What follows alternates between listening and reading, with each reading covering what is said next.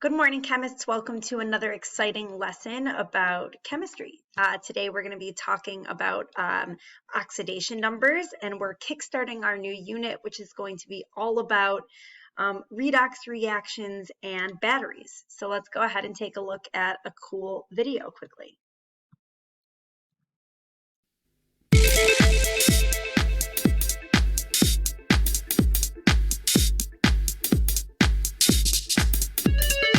Notice we're starting with a beautiful purple colored solution. And let's observe what happens throughout the reaction.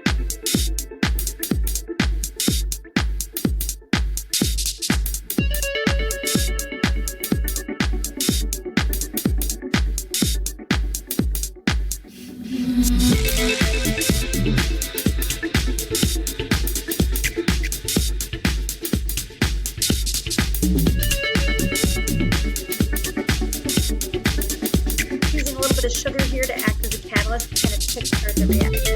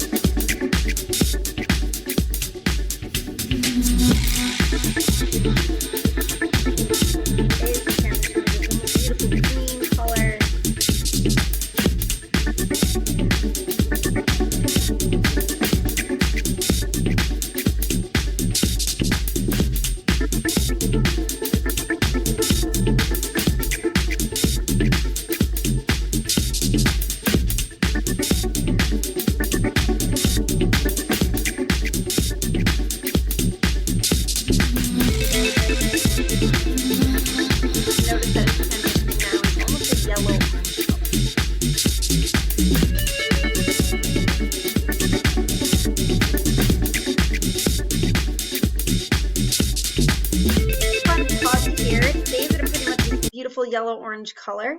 This experiment is called the chemical chameleon because, like a chameleon, the colors are going to change, keep changing.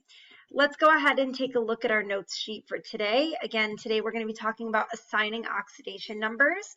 And what we should take a look at is going ahead and recording all of our observations.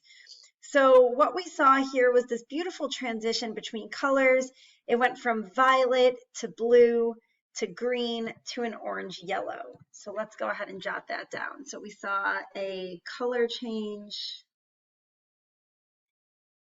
Okay, that was from violet to blue, blue to green, and green to like a yellow-orange color. And so what we're going to be taking a look at is, why did this solution take all these color changes? What happened that allowed it to change color over time? So to kind of jumpstart us, the solution that we started with was a potassium permanganate. And so I wanted to go ahead and jot down our chemical formula for potassium permanganate. So potassium, remember, when we're creating these ionic compounds, we want to make sure to use the crisscross method to find our chemical formula. So potassium is K, it's a +1 solution, and permanganate, notice how it ends in that ATE, is going to be a polyatomic ion. So we're going to want to go ahead and jump to our reference tables here and skip to table E to find the permanganate, which is MnO4 -1 ion. Okay, so we have MnO4 -1. Now what's nice is that potassium is +1, permanganate is -1, so they're actually just going to combine in a 1-to-1 ratio and form KMnO4. So why do we see a colored solution? And this is review as well. What about this chemical formula allows the solution to be colored? And if we go ahead and take a look at our periodic table and we think about why solutions are colored, remember that it has to do with their location on the periodic table. So group 1 ions are not colored, group 2 ions are not colored, group 3 ions are not colored.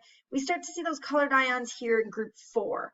And so what's special about them? These are our transition metals, and our transition metals are going to form colored solutions.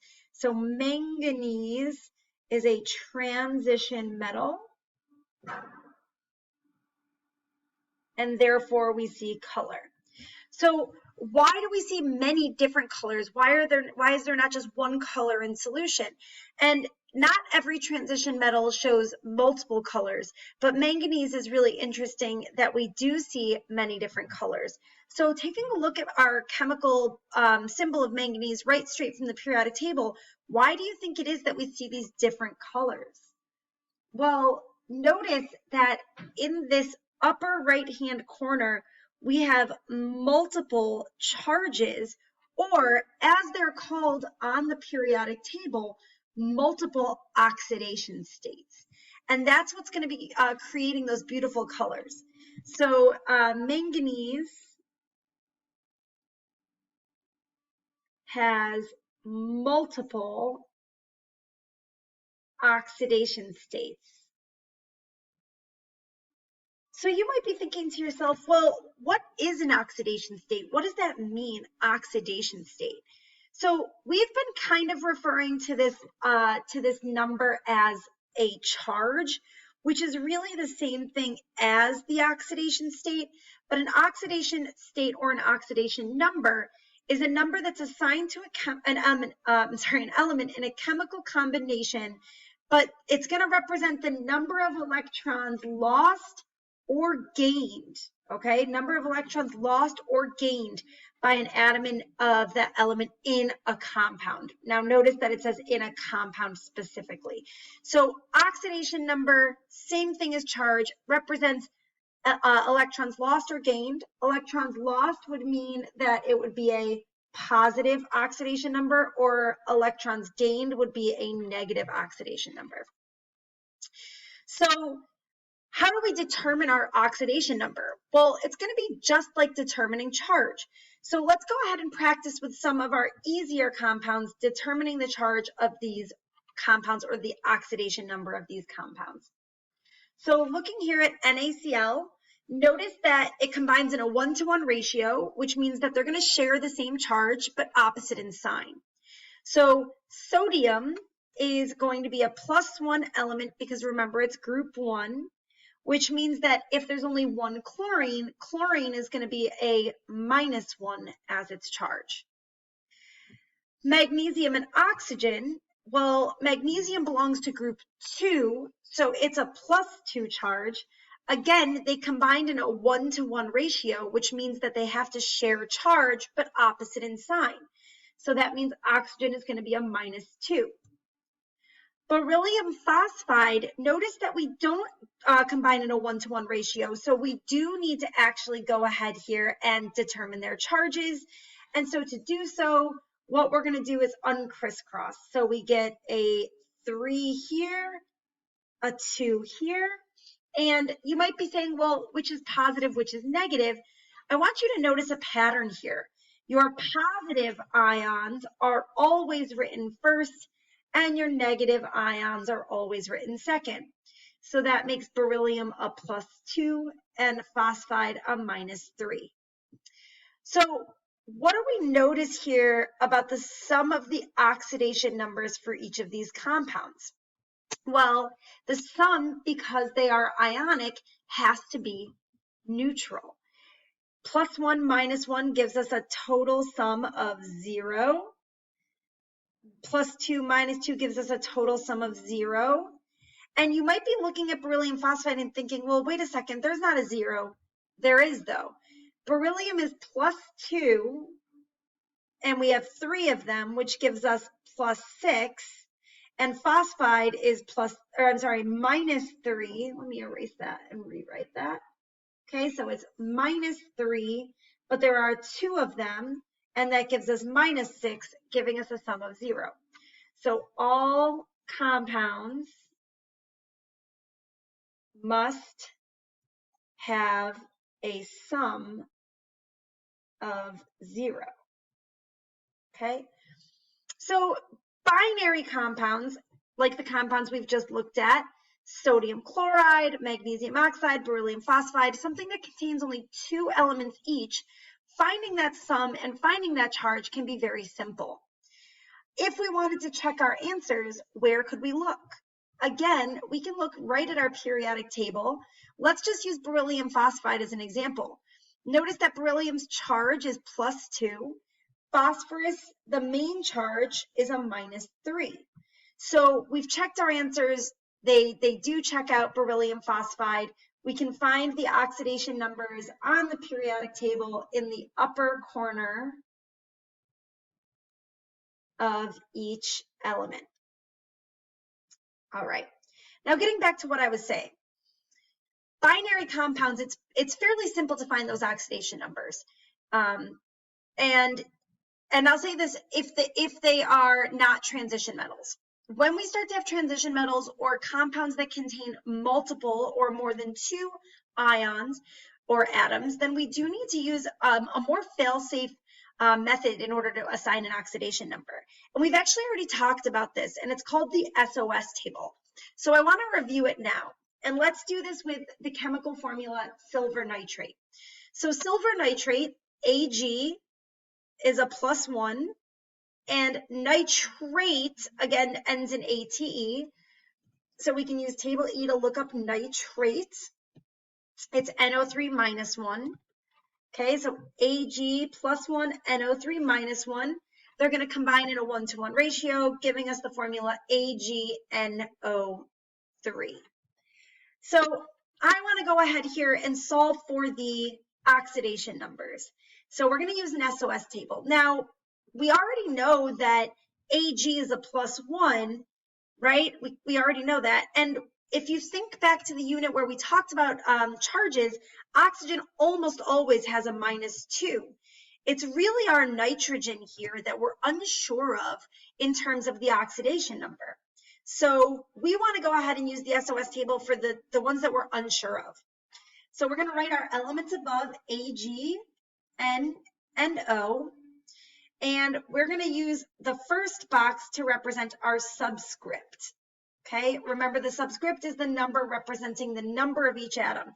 So for Ag, our subscript is 1, N, our subscript is 1, and O, our subscript is 3.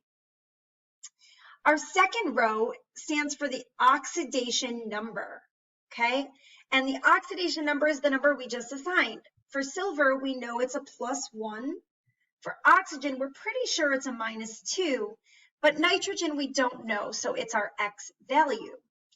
And our last is the sum of, okay? We are going to be using these values to help us total out. And remember, we said the sum of is always equal to 0, okay? So 1 times +1 gives us 1.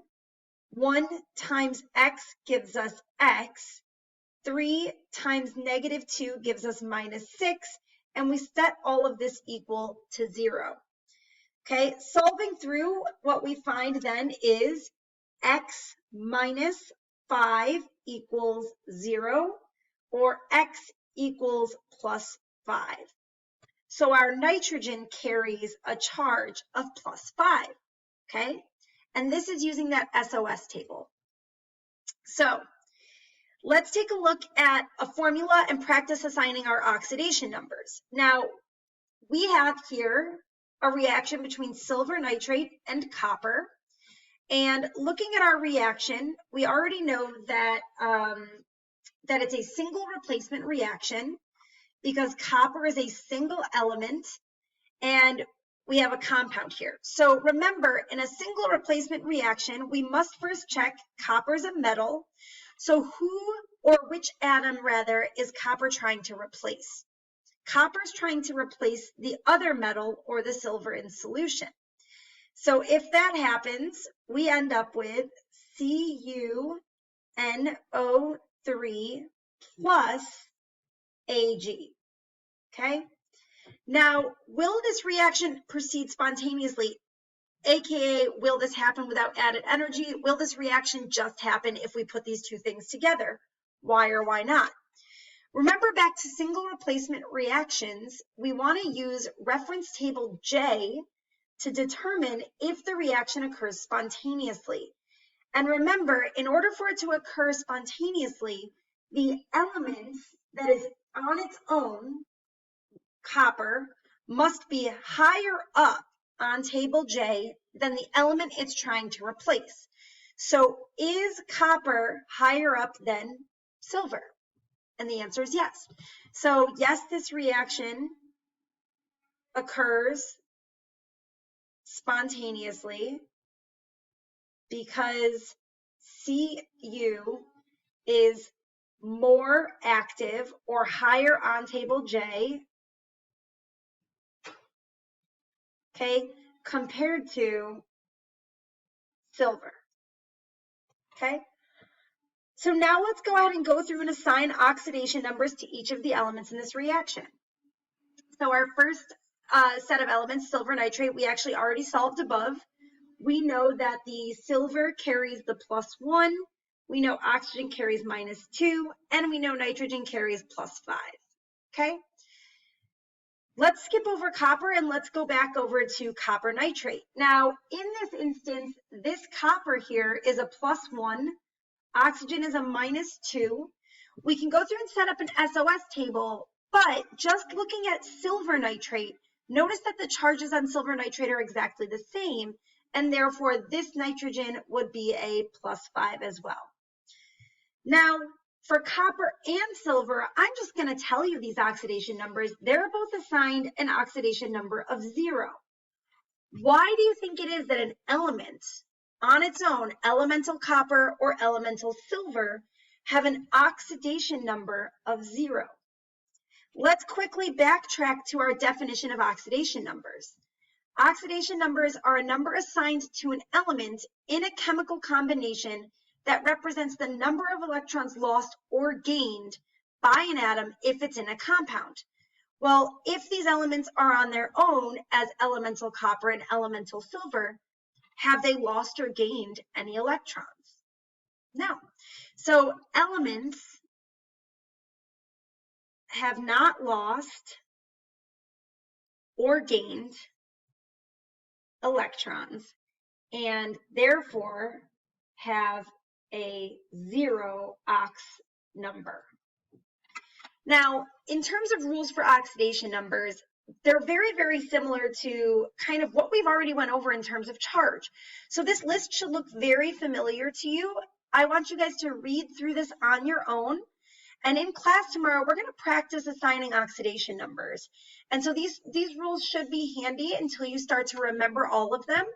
And we'll actually go through and calculate the oxidation number of all the manganese ions from each substance as well. All right, everybody, thanks so much for watching. Have a great rest of your day, and I'll see you guys tomorrow.